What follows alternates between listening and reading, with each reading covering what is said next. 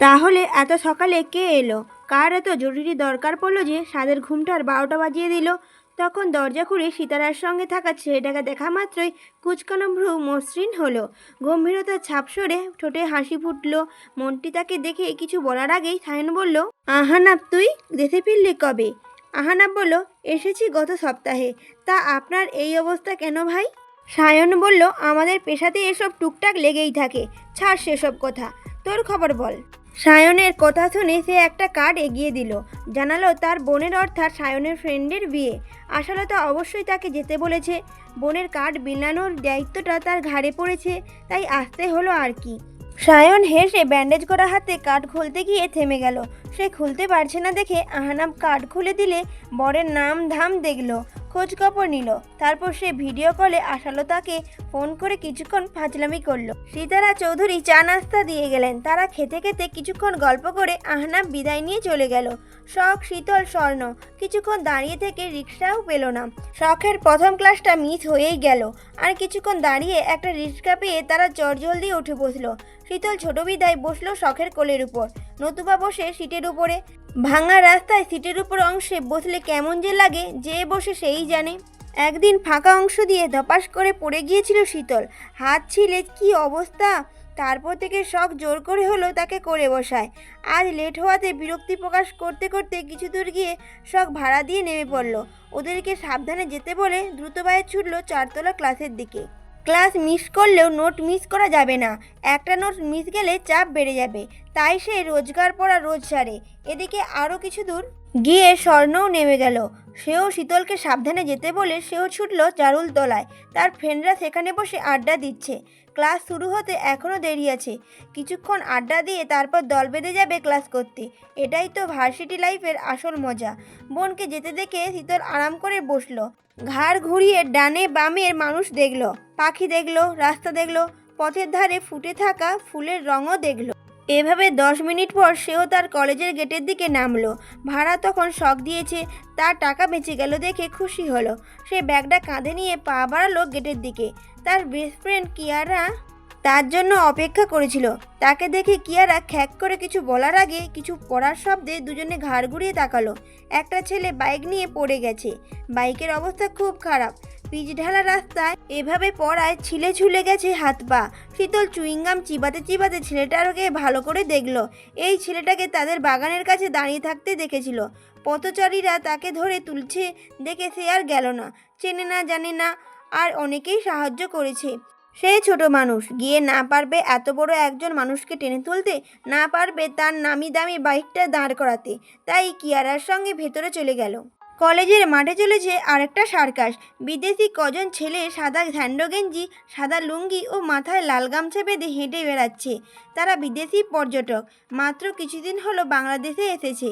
এখানে এসে বাঙালিদের ঐতিহ্যবাহী পোশাক পরে বাংলাদেশে ঘোরার ইচ্ছা পোষণ করেছে। শিক্ষার্থীরা তাদের এলাও করেছে। তারা অবশ্য হাঙ্গামা করতে না, আগ্রহ ভরে শুধু দেখছে। মাঝে মাঝে ছবি তুলছে, কখনো নিজেরা নিজেরা বকবক করছে। তাদের দিকে কৌতূহল বশত তাকিয়ে আছে কলেজে অনেক স্টুডেন্ট। হাঁটতে হাঁটতে শীতলে হঠাৎ দৃষ্টি আটকে গেল কামরানের দিকে। এই কামরার ছেলেটার শুদ্ধর ঘনিষ্ঠ ফ্রেন্ড। সেও গবেষক এবং শুদ্ধর সঙ্গে থাকে এক ফ্ল্যাটে। তারা তো এখানে থাকার কথা নয়, তাহলে এখানে কেন সে? আর এই বিদেশিনীদের সঙ্গেই বা কেন? তখন কিয়ারা কামরারকে দেখে বলল, ওই ছেলেটাকে চেনা চেনা লাগছে, কোথাও দেখেছি মনে হচ্ছে। শীতল বলল, ওটা শুদ্ধ ভাইয়ের বেস্ট ফ্রেন্ড কামরান ভাইয়া। কিয়ারা বলল, কামরান, এ আবার কেমন নাম? শীতল বলল, এমনই নাম। কিয়ারা বলল, কিন্তু এত নাম থাকতে কামরান কেন? শীতল বলল, ওনার দাদার নাম ইমরান, ওনার বাবার নাম জুবরান। উনি ছোটবেলায় যাকে তাকে কামড়িয়ে দিত, তাই বাপ দাদার সঙ্গে মিল রেখে ওনার নাম হয়েছে কামরান। বাড়ির মেয়েরা তাড়াহুড়ো করে বেরিয়ে গেলে সীতারা সায়নকে নিয়ে একবার দেখে এলেন। মুখ ফুটে কিছু না বললেও সীতারার পাশ ঘেটে দাঁড়ালেন। ছোট জায়ের এই অভ্যাসের কথা ভালো করে জানেন সীতারা চৌধুরী। সিরাজ যখনই কিছু বলতে চায় তখন এভাবে ঘুরঘুর করে, বোকা বোকা হাসে। যতক্ষণ না নিজে থেকে কিছু জিজ্ঞাসা করবেন ততক্ষণ এভাবেই চোরকির মতো ঘুরতে থাকবে। আজও তাকে পাশ ঘষতে দেখে সীতারা চৌধুরী ব্যাপারটা বুঝে এঁটো প্লেটগুলো ধুতে ধুতে বলল। সীতারা চৌধুরী বলল, কিছু বলবি মেজো? সিরাজ বলল, সীতারা চৌধুরী বললেন, বল, জরুরি কিছু? সিরাত বলল, বড় ভাবি বলছিলাম যে সায়নে একটা বিয়ে দিলে কেমন হয়? বয়স তো কম হলো না ছেলেটার, এমন হতে পারে লজ্জায় কিছু বলছে না। সীতারা চৌধুরী জায়ের দিকে একবার তাকিয়ে প্লেট ধুয়ে মুছে সাজিয়ে রাখলেন। তারপরে ডিমগুলো ফ্রিজে রেখে বললেন, সায়ন শুদ্ধ দুজনেই প্রাপ্তবয়স্ক। আজকে বিয়ে দিলে কালকে ঘর আলো করে নাতি নাতনি আসবে, বাচ্চাদের কলকনানিতে ভরে উঠবে চৌধুরী নিবাস। কিন্তু যাদের জন্য মেয়ে দেখবো ওরাই তো গুরুত্ব দেয় না। আমিই বা মা হয়ে আর কতভাবে বোঝাবো বল দেখি। সিরাত বলল, ওয়াশরুম থেকে বের হতে গিয়ে সায়ন আহত পায়ে ব্যথা পেয়েছে, রক্ত বের হচ্ছে।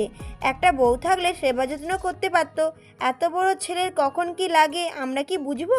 বুঝলেও ছেলেটা তো লজ্জায় কিছু বলে না, ডাকেও না আমাদের। সীতারা চৌধুরী দীর্ঘশ্বাস চেপে দুপুরে রান্নার জন্য সবজিগুলো বুয়াকে কাটতে দিয়ে জবাব দিলেন, এবার শুদ্ধ ফিরুক, দেখি ওকে দিয়ে সায়নের সঙ্গে কথা বলাবো। তোর বড় ভাই তো রাগে দেখতেও যায়নি ছেলেটাকে, কিছু বললে আমাকে উল্টো খিচমিচ করে ওঠে। এদের বাপ ছেলেদের দ্বন্দ্বে আমি মাঝখানে পড়েছি। না পারি স্বামীর কথায় থাপড় দিতে, না পারি ছেলেদের যুক্তির কাছে হার মানতে। সিরাত বলল, পছন্দ টছন্দ থাকলেও তো বলে না। আমরা কতদিন জিজ্ঞাসা করেছি, দুই ছেলে মুখে কুলুপ এঁকে বসে থাকে। সায়ন ফাজরামি করে কথা এড়িয়ে গেলেও শুদ্ধ যেন কানেই শোনে না। বুঝি না বাপু, এরা কি চিরকুমার থাকার পণ করেছে নাকি? সীতারা চৌধুরী বললেন, এর আগে একটা মেয়েকে দেখতে গেলাম, আমাদের অফিসের স্টাফের শালি। কি যে সুন্দর মেয়েটা, সাজিয়ে গুছিয়ে রাখলে জ্যান্ত পুতুল যেন একটা। সায়নকে ছবি দেখালাম, সায়ন বিয়েতে রাজি না দেখে শুদ্ধকে কত করে বললাম। সে ফোঁস করে বলে, বিয়ের প্রয়োজন অনুভব করলে জানাবো, তখন আয়োজন শুরু করো। আপাতত এসব বলে মাথা খারাপ করো না। সিরাত বলল, তা প্রয়োজন অনুভব করবে কবে? অন্যর বাড়ি ছেলেরা দেখি গোব না গজাতেই বিয়ে, বিয়ে করে মুখে ফেনা তুলে ফেলে। কত ছেলে মরতেও যায় বিয়ের জন্য। যত সব হয়েছে আমাদের বাড়ির ছেলেরা, বিয়ের কথা শুনতেই পারে না। এভাবে সীতারা চৌধুরী সিরাতের সঙ্গে ছেলেদের নিয়ে কথা বলছিলেন। তখন শীতলের মার কথা শোনা গেল। শীতলকে বকতে বকতে সিঁড়ি বেয়ে নামছে উনি। এক গাদা জামা কাপড় বিছানা স্তূপ করে রেখে গেছে মেয়েটা, পরে একটা বের করে 5টা, তারপর পালা দিয়ে গলামলা পাকিয়ে রেখে চলে যায়। এত বড় মেয়ে, হুঁশ জ্ঞান এখনো এলো না, আর কবে হবে? এসব বকতে বকতে জামা কাপড়গুলো এক হাতে গুছিয়ে ময়লা কাপড় ধুয়ে ছাদে মেলে এসেছেন তিনি। হাঁপিয়ে গেছেন, মেয়ের নামে অভিযোগের পরশরা খুলে বসেছেন। তখন সিরাত সিমিতকে বলল, ছোট, শীতলকে নিয়ে ডাক্তারের কাছে যাওয়ার কথা ছিল না? কবে যাবি? সিরিয়াল দিয়েছিস? সিমিত তো একথা ভুলেই বসেছেন। সিরাত বলার পর ওনার স্মরণ হলো কথাটা। ওনাকে মুখ দেখে সীতারা চৌধুরী বিরক্ত হয়ে বললেন, মা হয়ে এত ভুলোমনা হলে কিভাবে হবে সিমিত? দেখিস না মেয়েটা পিরিয়ডে প্রথম দিন কী অবস্থা হয়।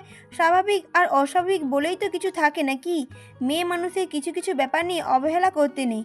তুই না গেলে বল, আমি না হয় নিয়ে যাব মেয়েটাকে। জায়ের বকা শুনে সিমিত মুখ কাচুমাচু করে জানালো উনিই নিয়ে যাবেন। তারপর তিনজা মিলে গল্পে গল্পে হাতে হাতে সাংসারিক কাজকর্মে ব্যস্ত হয়ে পড়লেন। ঘড়িতে তখন 10:30 হবে। সীতারা চৌধুরীর ফোনটা হঠাৎ নিজস্ব স্বরে বেজে উঠল। উনি ড্রয়িং রুম থেকে ফোনটা তুলে নজর বুলিয়ে হাসলেন। নাম্বার দেখে মমতাময়ী মন দরদে উতলে পড়ল। উনি কল রিসিভ করে হাসি মুখে জিজ্ঞাসা করলেন, আব্বা কেমন আছেন? শুদ্ধ সদ্য শাওয়ার নিয়ে ভেজা চুল মুছতে মুছতে জানালো, ভালো আছি, তুমি কেমন আছো? বাড়ির সবাই কেমন আছে আম্মু?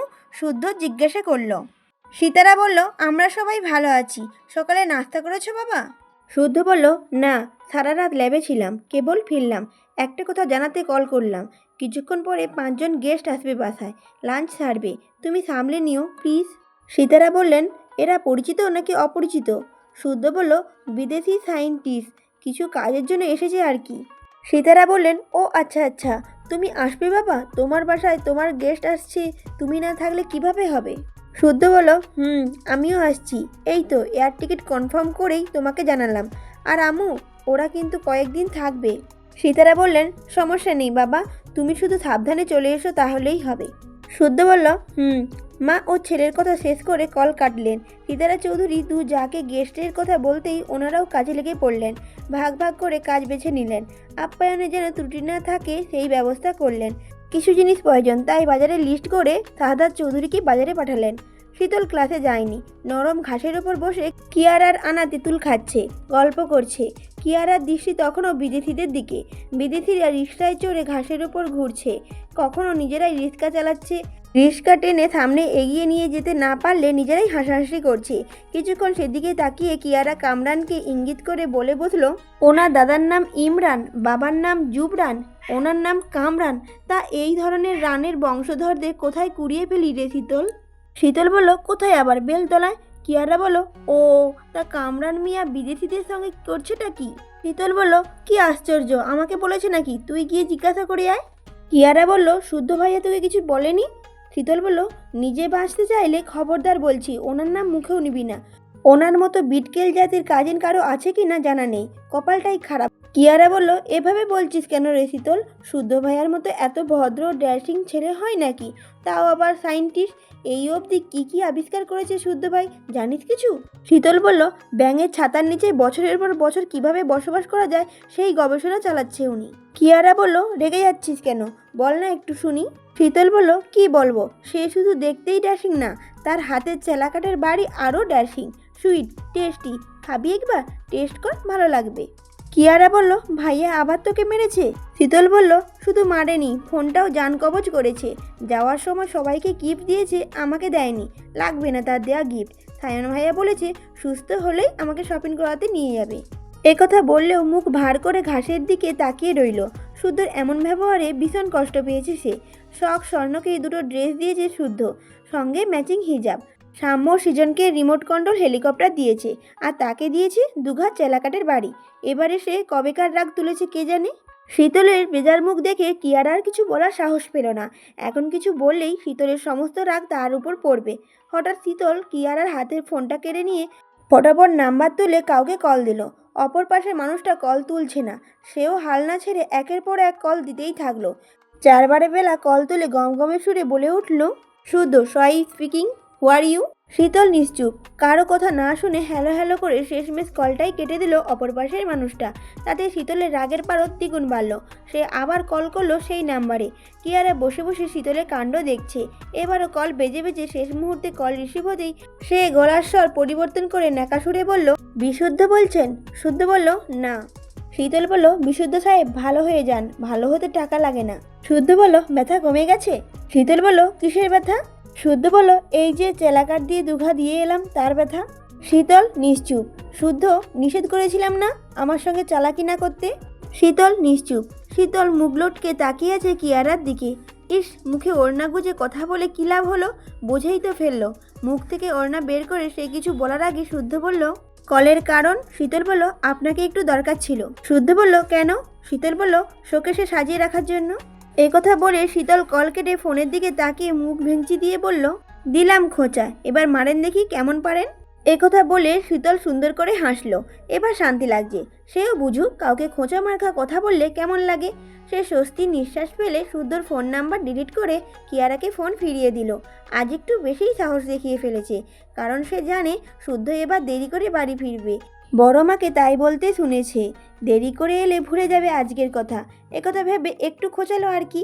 এখন শুদ্ধ খোঁচা খেয়ে দিন পার তখন দুপুর 1:45। শীতল আর কিয়ারা কলেজ থেকে বেরিয়ে ফুটপাত ধরে হাঁটছে, মুখ ভার দুজনে। ক্লাস করবে না বলে জারুল গাছের নিচে নিজেদের আড়াল করে বসেছিল, যাতে কেউ না দেখতে পায়, না খোঁজে। কিন্তু হঠাৎ জাদরের এক স্যার সেখানে উপস্থিত হন। এক পর এক প্রশ্ন করতেই থাকেন। অতঃপর প্রশ্নের তোপে পড়ে অগত্যা তাদেরকে ক্লাসে যেতেই হয়েছে, এবং সবগুলো ক্লাস করতে হয়েছে। মাথার উপর চড়া রোদ, ভ্যাপসা গরম, গাছপালা থম মেরে আছে যেন পাতা নড়লেও জাত যাবে। এই রোদের মধ্যে না হেঁটে শীতল কিয়ারাকে বিদায় জানিয়ে রিস্কায় উঠে বসলো। অতঃপর চৌরুর নিবাসের গেটের সামনে নেমে ভাড়া মিটিয়ে ভেতরে প্রবেশ করলো। মূল ফটকটা অতিক্রম করে যেতে যেতেই হঠাৎ বাগানের দিকে নজর পড়ল। ফুলের বাগানে একপাশে ফল গাছ লাগানো, তবে অন্য ফলের তুলনায় বেশিরভাগ টক জাতের ফলের গাছ রয়েছে সেখানে, যেমন তেঁতুল, বড়ই, আমড়া, আমলকি, পেয়ারা, জলপাই। বলা বাহুল্য বাড়ির মেয়ে বউরা এসব ফল খেতে পছন্দ করে, সেসব ফলই গাছ। এই কাজ করেছেন সারাফাত চৌধুরী নিজেই, যাতে বাড়ির মেয়ে বউরা ইচ্ছে মতো ফল খেতে পারে। তাই উনি দেশি 12 মাসি ফলের গাছ লাগিয়েছেন। বেশ কয়েকদিন বাগানে যাওয়া হয় না শীতলের। বিগত সপ্তাহে মেজো আম্মুর সঙ্গে লেবু আনতে গিয়েছিল, তারপর এদিকে পা মারানো হয়নি। তাছাড়া শুদ্ধ বাড়িতে থাকলে গাছে উঠতে পারে না, উঠলে মারে, বকে, ধমকায়। মার খাওয়ার ভয়ে গাছে উঠে না, নয়তো গাছে উঠে ফল পাড়তে একাই 100 সে। হঠাৎ কি ভেবে যেন সে বাগানের দিকে গেল। রোদে গরমে কলেজের ড্রেসের অবস্থা খারাপ, তবুও সেদিকে পাত্তা নেই তার। দুটো বেড়ালের মারামারির শব্দ শুনে সেদিকে পা বাড়িয়েছে। তার পায়ের শব্দ শুনে দুটো বেড়াল দুদিকে দৌড়ে পালিয়ে গেল। ফেলে রেখে গেল সদ্য ফোটা পাখির দুটো ছানা। বেঁচে আছে ছানা দুটো, নড়ছে এখনো। সে ছানা দুটো দেখে হাতে তুলে আশেপাশে তাকিয়ে দেখলো কোন গাছে পাখি দুটোর মায়ের বাসা বুঝে উঠতে পারল না, তবে মাথার উপর বড়ই গাছ দেখে বুঝলো পাখির বাসা ওখানেই হবে।